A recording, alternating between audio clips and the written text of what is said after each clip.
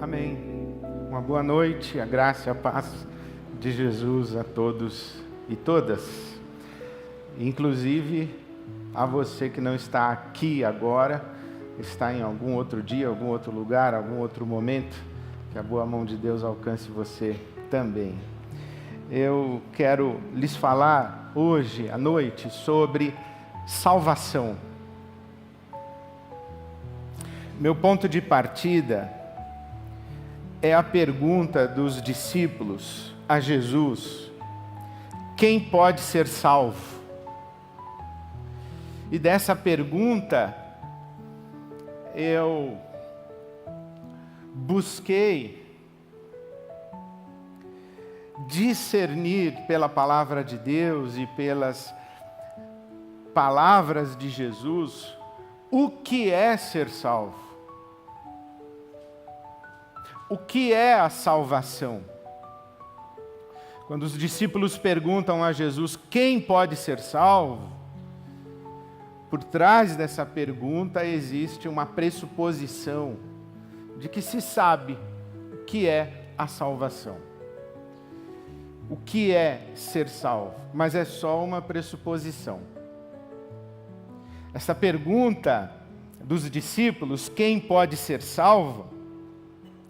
É uma pergunta que está no contexto de uma conversa de Jesus com um homem identificado na Bíblia Sagrada como o jovem rico. Um homem rico. Essa história está no Evangelho de Mateus, no capítulo 19, mas também no Evangelho de Marcos, no capítulo 10, e no Evangelho de Lucas, no capítulo 18. Os três evangelhos chamados sinóticos contam essa história desse encontro de Jesus com esse jovem rico. No capítulo 19 de Mateus, este homem se aproxima de Jesus e diz: Mestre, bom mestre, que farei para herdar a vida eterna? O que hei de fazer para herdar a vida eterna? Então Jesus o repreende, dizendo que não deveria ter sido chamado de bom, porque bom há apenas um. Enfim, mas logo em seguida Jesus diz: bom, se você quer entrar na vida, obedeça aos mandamentos. Então o homem diz: quais? Mateus 19, 18. Quais mandamentos? Jesus respondeu: não matarás, não adulterarás, não furtarás, não darás falso testemunho, honra teu pai e tua mãe, e ama o teu próximo como a ti mesmo. Então disse o jovem: a tudo isso tenho obedecido. Isso eu já faço. E eu já faço há muito tempo. O que me falta ainda? Jesus respondeu: se você quer ser perfeito, vá, venda os seus bens e dê o dinheiro aos pobres, e você terá um tesouro nos céus. Depois venha e siga-me. Ouvindo isso, o jovem afastou-se triste, porque tinha muitas riquezas, tinha muitas posses. Então Jesus disse aos seus discípulos: digo-lhes a verdade, dificilmente um rico entrará no reino dos céus. E lhes digo ainda, é mais fácil passar um camelo pelo fundo de uma agulha do que um rico entrar no reino de Deus. Ao ouvirem isso, os discípulos ficaram perplexos e perguntaram: neste caso, quem pode ser salvo? A conversa começa com este homem dizendo: que farei de bom para ter a vida eterna, para herdar a vida eterna? E termina, ou pelo menos um primeiro momento da conversa, termina com uma pergunta sobre quem pode ser salvo. Logo, surge para nós uma dedução aparentemente óbvia, que ser salvo é herdar a vida eterna. Entretanto, no meio do caminho, no meio dessa conversa, Jesus faz algumas afirmações interessantes. Ele diz: se você vender tudo o que você tem e der o seu dinheiro aos pobres, você terá um tesouro nos céus. Será que ser salvo é ter um tesouro nos céus? Será que vida eterna é igual a tesouro nos céus? O jovem que tinha muitas propriedades vai embora. Então Jesus comenta: dificilmente entrará um rico no reino dos céus. Agora a salvação já não é mais ter a vida eterna. Agora a salvação parece ser entrar no reino dos céus. Depois Jesus ainda comenta: é mais fácil passar um camelo pelo fundo de uma agulha do que um rico entrar no reino de Deus. Olha que interessante. No meio da conversa, aquele homem diz: eu conheço todos os mandamentos, eu já pratico todos os mandamentos. E Jesus ainda lhe diz: se você quiser ser perfeito, então venda tudo. E quando eu li, e quando me debrucei a ler e reler e ouvir Jesus, eu fiquei com estas expressões: vida eterna, ser perfeito, ter um tesouro nos céus, entrar no reino de Deus e entrar no reino dos céus. É claro, já se passaram mais de 2000 anos dessa conversa.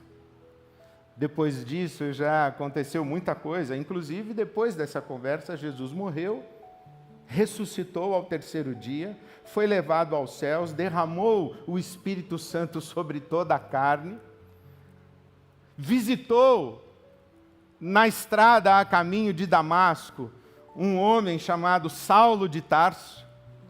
E depois dessa conversa, inclusive, Saulo escreveu as suas epístolas.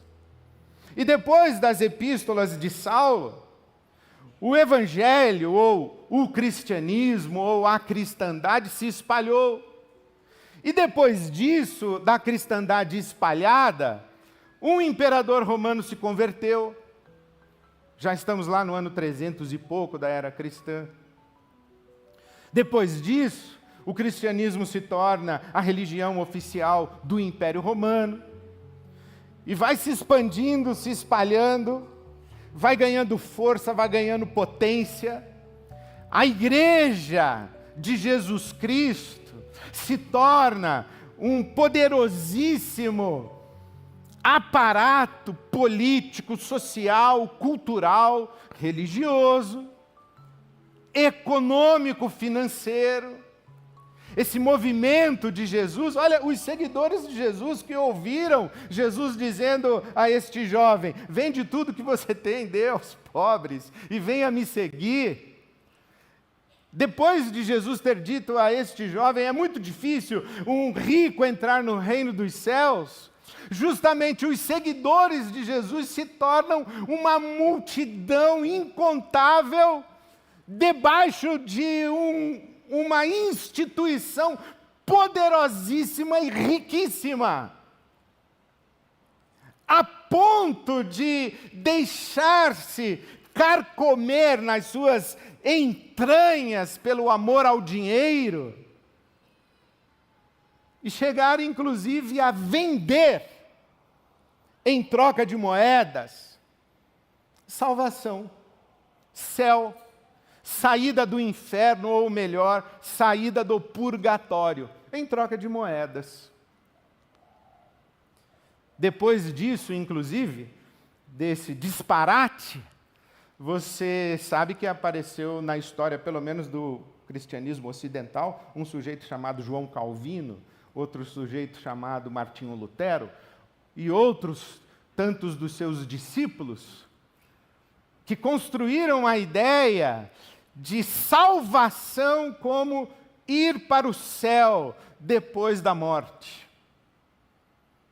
É por isso que quando você lê, como eu li agora, Mateus capítulo 19, o versículo 16, que diz: o que devo fazer para herdar a vida eterna ou ganhar a vida eterna, imediatamente você pensa que este homem está perguntando: o que eu preciso fazer para depois da minha morte ir para o céu e não para o inferno? Vida eterna para nós é sinônimo de céu. Vida eterna para nós é sinônimo de vida depois da morte.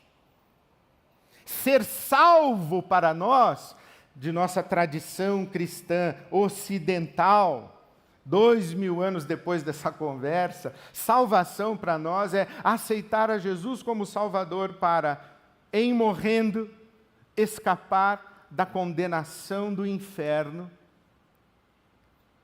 e ter acesso ao céu. Isso é salvação. Mas olha, vamos fazer um caminho de volta? Esqueça que você está 2000 anos depois dessa conversa. Esqueça de Martinho Lutero e esqueça de João Calvino. Esqueça das indulgências. Esqueça do catolicismo romano. Esqueça da conversão de Constantino. Esqueça tudo isso. Volte, vai voltando. E chegue aqui. Aqui tem um jovem rico, descendente de Abraão, que conhece a lei de Moisés, e que é obediente da lei de Moisés, e que sabe que há um rabino diferente, andando pelas estradas empoeiradas da Palestina, arrastando multidão atrás de si, e este jovem rico, zeloso de sua religião judaica, obediente dos mandamentos, conhece os mandamentos, pratica os mandamentos, ele vai falar com um rabino. Na cabeça desse jovem, não existe nenhuma ideia de céu, inferno. Aceitar Jesus como Salvador, porque para ele, Jesus não é um Salvador. Ele não faz ideia de que Jesus é o Deus encarnado, o Verbo que se fez carne. Ele não faz ideia. Ele não faz ideia que Jesus está morrendo na cruz. E que 2000 anos depois nós faríamos uma cerimônia e repartiríamos entre nós o pão e o vinho representando o corpo e o sangue de Cristo. Ele não faz ideia disso. Ele não faz ideia que haveria um pregador evangélico fazendo um sermão evangelístico, o convidando para entregar a vida a Jesus e receber a Jesus no seu coração como seu salvador pessoal. Ele não faz ideia de nada disso. E digo mais, nem Jesus. Nem Jesus faz ideia disso. A pergunta desse jovem é para um mestre em Israel, um rabino.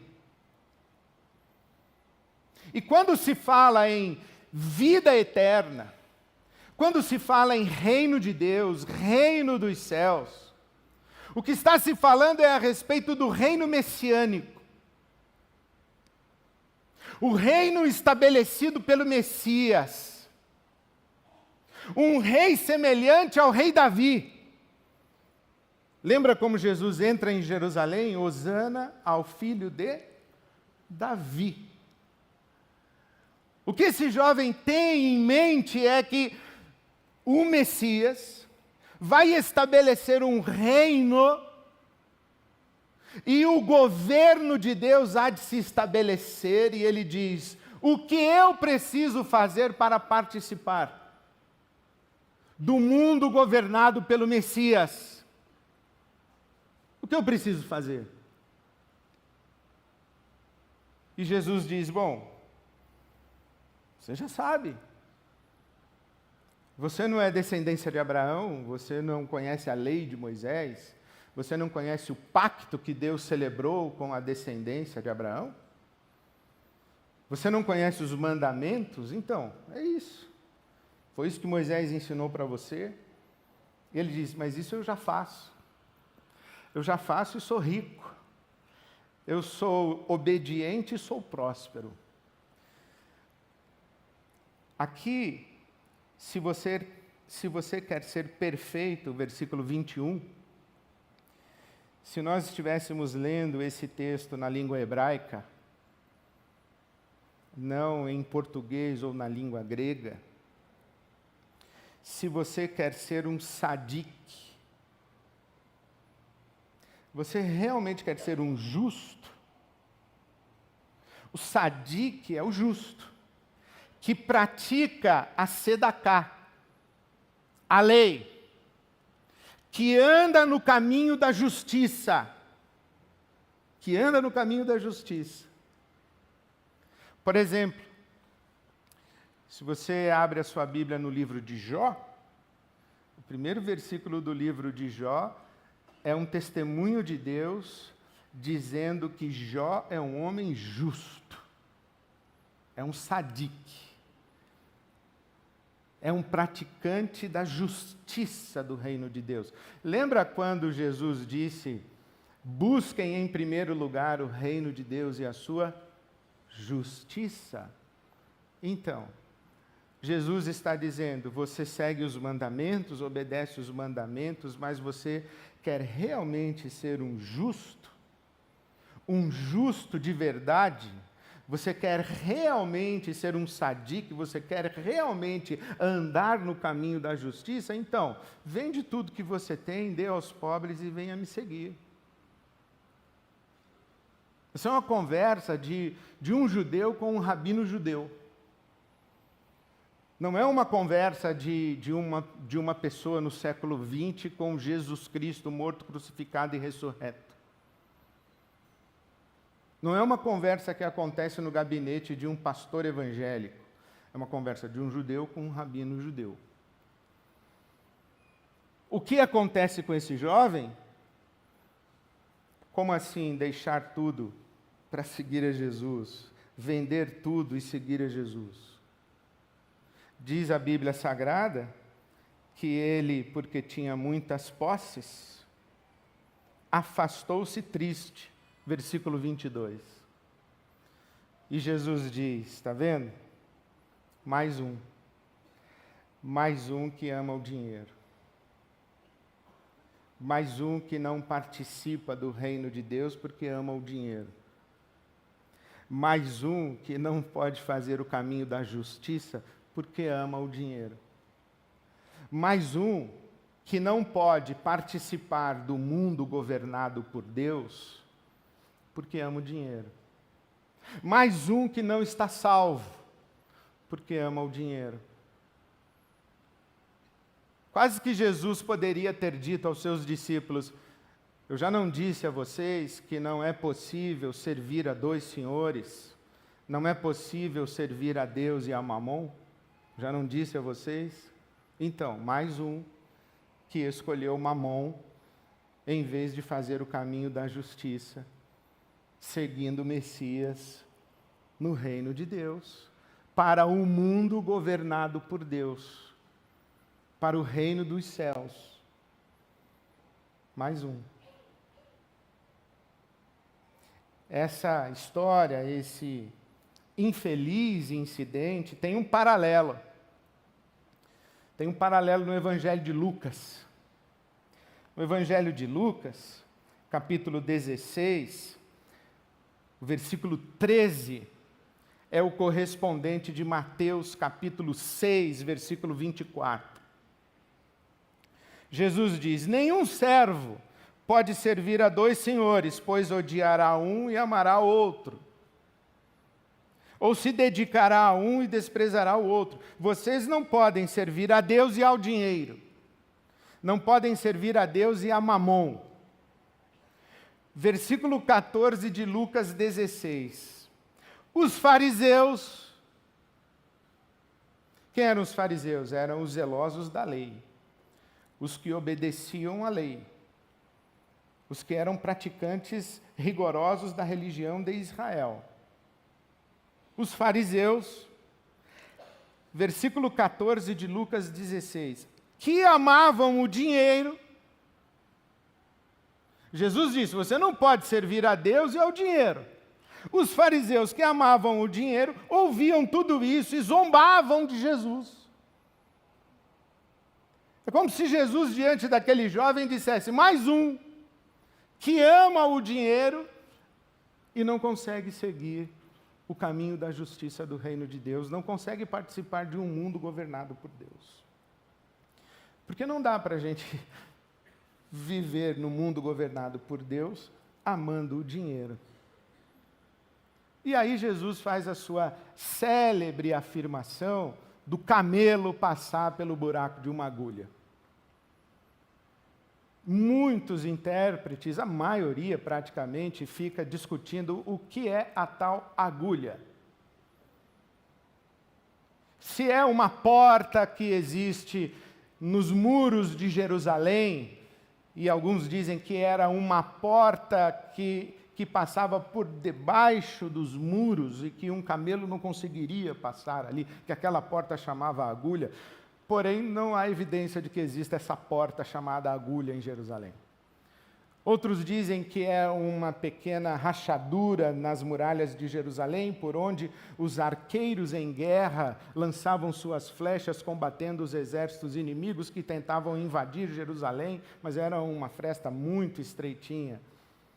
Entretanto, eu gostei desta informação que me deu André Churraqui. André Churraqui é um biblista, estudioso das línguas semitas. Ele faz o comentário do Novo Testamento a partir da cultura judaica, do berço judaico, e ele fala do camelo. Falou, a gente fica discutindo a agulha, mas vamos parar para pensar no camelo? Quem é o camelo? Camelo é um bicho que tem uma corcova e que está cheia de alimento e água. E o camelo pode atravessar um deserto quase que de maneira autossuficiente. Ele pode fazer uma longa jornada, abastecido pelo que carrega na sua corcova. E diz o André Churraqui que o camelo é um bicho capitalista. Já estou abastecido. E lá do alto, olha de cima para baixo para os mortais que precisam comer e beber. Ele não, já está abastecido. Ele tem suficiente e pode fazer a sua jornada. É o camelo. E Jesus está dizendo, não é possível participar do reino de Deus se você acumula tanto na sua corcova que você não presta atenção no que está acontecendo à sua volta. Os fariseus que amavam o dinheiro não gostaram de ouvir isso. Aí Jesus contou para eles uma parábola. Era uma vez um rico, e no portão do palácio dele, da mansão que ele morava, isso é Lucas 16, vivia um pobre chamado Lázaro. E o rico passava por ele com seu carro blindado e não prestava atenção no Lázaro. Na parábola que Jesus conta em Lucas capítulo 16, onde eu estou agora, o rico não tem nome, quem tem nome é o pobre chamado Lázaro. Só que chega o dia em que morre o rico e morre o pobre. E ambos vão para o mundo dos mortos. Lembra, na cultura judaica não tem céu e inferno, tem mundo dos mortos. Tem Sheol, para onde vão os mortos. E lá no mundo dos mortos, está o Lázaro pobre, aos cuidados do pai Abraão, e o rico, com sede, passando necessidades. E diz Jesus que o rico dirige a sua palavra para Abraão e diz, mande Lázaro me trazer água. Coisa de rico, né? Um cara não levanta para pegar água. Mande Lázaro me trazer água. É assim que o rico vê o pobre, como seu serviçal.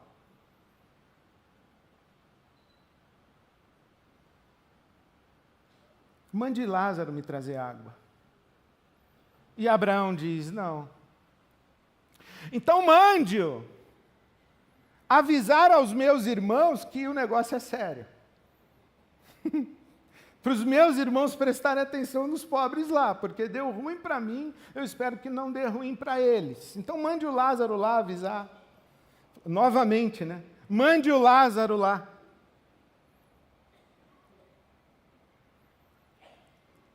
É como se pudéssemos olhar para esse rico e falar assim: você não entendeu nada, hein?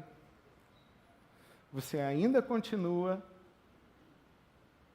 ignorando quem está ao seu lado e não reconhecendo a dignidade, a legitimidade de ser e existir deste que aos seus olhos é insignificante.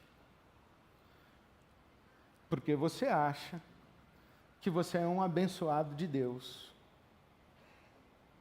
E você se surpreende, né? Que o Lázaro está aos cuidados do pai Abraão e você está aí. Mas nem assim você discerniu e entendeu. Sabe o que me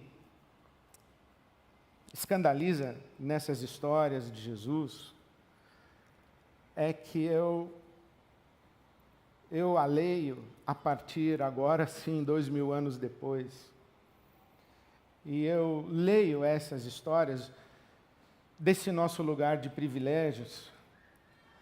E eu me escandalizo que provavelmente a maioria de nós jamais se aproximaria de Jesus para fazer a pergunta que esse jovem fez, se estivéssemos na condição do jovem. Obedeço os mandamentos, fui batizado na IBAB, fui discipulado, sou homem de bem, faço tudo certo e sou rico. Isto é, Deus me abençoou e me fez prosperar. Claro que Ele me abençoou e me fez prosperar, eu dou o dízimo. Claro que Deus me abençoou e me fez prosperar, eu sou cabeça, não sou cauda. Claro que Deus me abençoou e me fez prosperar, então eu estou de bem e eu estou de boas. Não passaria pela cabeça de muitos de nós buscar um rabino e dizer: o que eu preciso fazer para participar do mundo governado por Deus? O que eu preciso fazer para andar no caminho da justiça? É isso mesmo? Eu estou andando no caminho da justiça? É isso mesmo? Isso é tudo? Obedecer os mandamentos e ser próspero, isso é tudo? Jesus diria: claro que não. Claro que não, porque essa vida que você está vivendo é vida de camelo. Essa vida que você está vivendo é vida de camelo. E a coisa que me surpreende também nessa parábola, ou nessa história, e nessa fala de Jesus, é que quando Jesus diz assim: está vendo? Mais um camelo, que está ocupado apenas consigo mesmo, não quer abrir mão dos seus privilégios, mais um camelo. E Jesus diz: dificilmente participa do mundo de Deus. Os discípulos, em vez de falarem assim, verdade, né? Eles, os camelos, não, os discípulos dizem assim: e quem vai ser salvo então? Eles se enxergam no camelo. Porque se eles não têm uma corcova abastecida, eles têm uma corcova que eles querem que seja abastecida. Porque se eles não têm uma corcova abastecida, eles estão perguntando a Deus: eu sigo os teus mandamentos, por que que a minha corcova não está próspera? Porque o raciocínio deles é eu e Deus. A religião que é eu e Deus, eu cumprindo as minhas obrigações para com Deus e sendo abençoado por Deus. O que mais precisa? Jesus diz: exatamente, precisa furar essa bolha. Porque o mundo governado por Deus não é uma questão entre você e Deus, é uma questão de todo mundo com Deus. Inclusive do Lázaro, que você passa por ele todo dia. Outro dia eu li um pastor dizendo que deu uma esmola para um pobre na rua, e o policial disse assim: você não deve dar esmola para pobre, vai gastar em bebida, em crack, em droga. E o pastor respondeu assim: olha, eu não dou esmola para ele apenas pensando nele. Eu dou esmola para ele porque Jesus disse que eu não posso ignorá-lo. Eu dou esmola para ele porque eu também estou pensando em mim. E pensar em mim é incluí-lo no meu mundo. E não passar por ele como se ele não existisse, porque isso é o caminho da justiça. É assim que a gente participa do reino de Deus. É assim que a gente é salvo. É assim que a gente é um sadique, que a gente anda no caminho da justiça. Essa semana eu vi uma história, e vou terminar com ela. Eu vi a história de um casebre com algumas crianças, mais precisamente 8 crianças. A mais novinha com 3 anos e a mais velha com 16.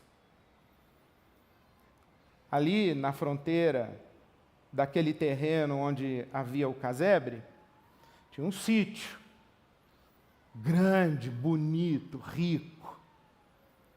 E a caseira do sítio observou as crianças no casebre. E não viu mamãe, e não viu papai, só as crianças. Então a caseira foi lá saber o que estava acontecendo e oferecer ajuda. E descobriu a história. Papai sai todo dia ao nascer do sol para trabalhar. Mamãe faleceu vítima de um câncer bem recentemente. E as crianças estão ali. Papai vai trabalhar para um sujeito que se apresentou a ele como pastor. E o contratou para construir o templo da nova igreja. Prometeu um salário de R$500 por semana. Papai saía para trabalhar todo dia. Ao final do mês, o tal pastor disse ao papai das 8 crianças: arrumei um casebre para você e dou alimentação para você, você está praticamente me devendo, companheiro. Isso é crime, né? É trabalho análogo à escravidão. Mas aquela caseira, com outras funcionárias e outras caseiras de outros sítios, e as famílias se mobilizaram, foram cuidar das crianças, foram providenciar escola, foram providenciar assistência de saúde, roupa de frio, alimentação adequada. E quando eu ouvi essa história, tendo passado a semana meditando em tudo isso, eu falei, não é possível que passaram-se 2000 anos e um homem, em nome de Jesus, ainda escraviza pais, mães e crianças. Não é possível que, passados 2000 anos, nós ainda temos uma religião maldita que pensa que o caminho do reino de Deus e o caminho para o céu é possível de ser percorrido no cultivo de virtudes e sob a bênção egocêntrica e egoísta de Deus. Não é possível. Quando eu vi essas histórias, eu pensei, aí está um pseudo-pastor criando o inferno. E ali estão algumas mulheres e algumas famílias criando em volta dessas crianças e dessa família enlutada o reino de Deus. Então, quando alguém pergunta o que eu preciso fazer para ser salvo, eu respondo, depende do que você chama de salvação. Se você chama de salvação ir para o céu depois da morte e acha que é suficiente aceitar Jesus como seu Salvador, você pensa que já está salvo. Agora, se você realmente quer ouvir o Evangelho, a sua pergunta é, como é que eu participo de um mundo governado por Deus? Isso chama reino de Deus. reino dos céus. Como é que eu participo do mundo governado por Deus? Então, você participa do mundo governado por Deus entendendo que nesse mundo não tem só você. E que você não pode viver como se só existisse você. Pelo contrário. É assim que a gente é salvo. Porque enquanto a gente não descobre isso, a gente está perdido.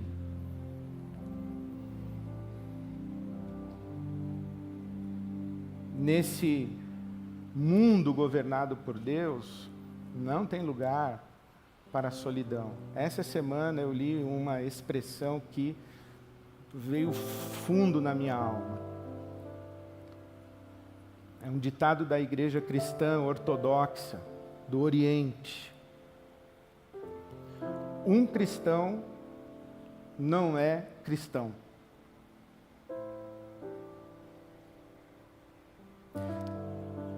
A ideia de que existe salvação individual não está nas páginas do Novo Testamento, do Evangelho de Jesus Cristo. A nossa caminhada no mundo governado por Deus, o nosso caminho de justiça, o nosso fazer caminho de Jesus, do jeito de Jesus e com Jesus, é sempre na comunhão.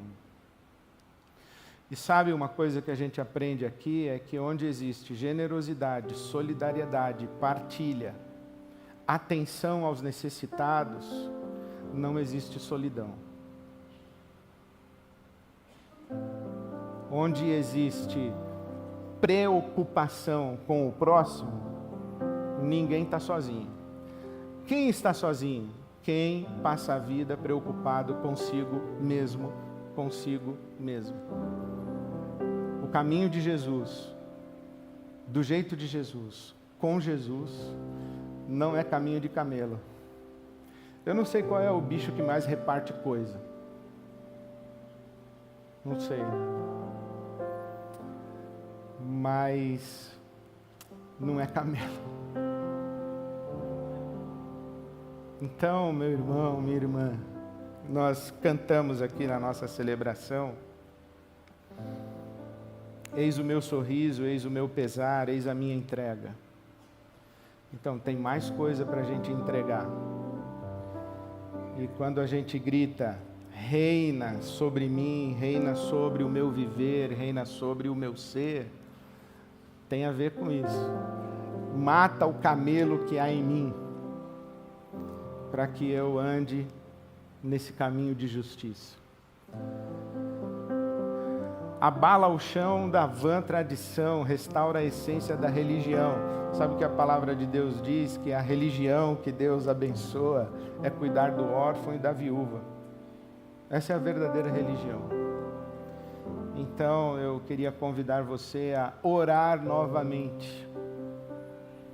Eis a minha entrega, reina sobre mim, reina sobre o meu ser, sobre o meu viver, e me faz viver nesse mundo governado por Deus, chamado Reino de Deus, Reino dos Céus. Me faz andar o caminho de Jesus, do jeito de Jesus, com Jesus. Amém. Vamos ficar em pé e vamos orar juntos, cantando.